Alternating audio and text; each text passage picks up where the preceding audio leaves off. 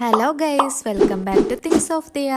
Exams ഒക്കെ കഴിഞ്ഞ് നമ്മള് മൈൻഡ് ഒന്ന് റിലാക്സ് ആക്കാൻ വേണ്ടിട്ട് മൂവി കാണാൻ പോയി. മൂവി പറയുകയാണെങ്കിൽ ഗോസ്റ്റ് മൂവി. ഇനി ഗോസ്റ്റിനോട് കുറച്ച് ക്രേസ് ആയതുകൊണ്ട് തന്നെ ഗോസ്റ്റ് മൂവി ഇറങ്ങിയ പടം കാണാൻ കുറച്ച് ക്യൂരിയോസിറ്റിയാ. പടം കുഴപ്പമില്ല, കണ്ടിരിക്കാൻ രസമുണ്ട്. ഞാൻ മാത്രല്ല, എന്റെ ഫ്രണ്ട്സും ഉണ്ട് അതിന് കൂടെ. പിന്നെ ഞങ്ങൾ അവിടെ നിന്ന് ഇറങ്ങി. നല്ല വിശപ്പുള്ളതുകൊണ്ട് തന്നെ ഞങ്ങളൊരു ബിരിയാണി കഴിക്കാൻ കയറി. ബിരിയാണിന്റെ കോലം കണ്ടപ്പോൾ ഞങ്ങൾ കരുതി നല്ല ടേസ്റ്റ് ഉണ്ടാവും, പക്ഷെ മുഞ്ചിപ്പോയി. പിന്നെ നമ്മൾ സ്റ്റാൻഡൊക്കെ നടന്ന് അവിടുത്തെ ചെറിയ ഷോപ്പിൽ നിന്ന് കോൾഡ് പോസ്റ്റ് കുടിച്ച് അത് സൂപ്പർ ആയിന്. അപ്പോഴാണ് അൺഎക്സ്പെക്റ്റഡ് ആയിട്ട് കോളേജത്തെ ഫ്രണ്ട്സ് ആളെ കണ്ടുമുട്ടിയത്.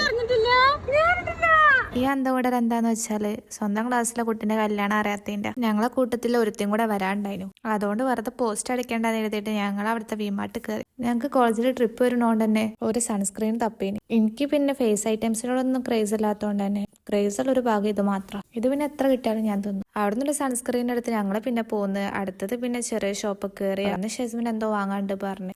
ഏതാ പോളെ പ്രായപ്പോഴും കുട്ടിയെന്ന വിചാരം. കോളേജിൽ ഇപ്പോൾ പ്രൊജക്റ്റും ലാബും തിരക്കായതുകൊണ്ട് തന്നെ ഞങ്ങൾക്ക് കുറച്ച് പേപ്പേഴ്സ് പിന്നെ ആവശ്യമുണ്ടായിരുന്നു. അതുകൊണ്ട് ഞങ്ങൾ ചെറിയൊരു ബുക്ക് സ്റ്റാൾ കയറി. ഇവിടെ ആണെങ്കിൽ നല്ല ജേണൽ ചെയ്യാൻ പറ്റിയ നല്ല ക്യൂട്ട് ബുക്ക് ഉണ്ടായിരുന്നു. ഞങ്ങളുടെ ജേണൽ ആയിട്ട് ഇവളാണ്. ഞങ്ങളെ കൂട്ടത്തിൽ ഒരുത്തും കൂടെ വരുന്നു പറഞ്ഞില്ലേനോ, അങ്ങനെ ഒടുവിൽ ഓളെത്തി.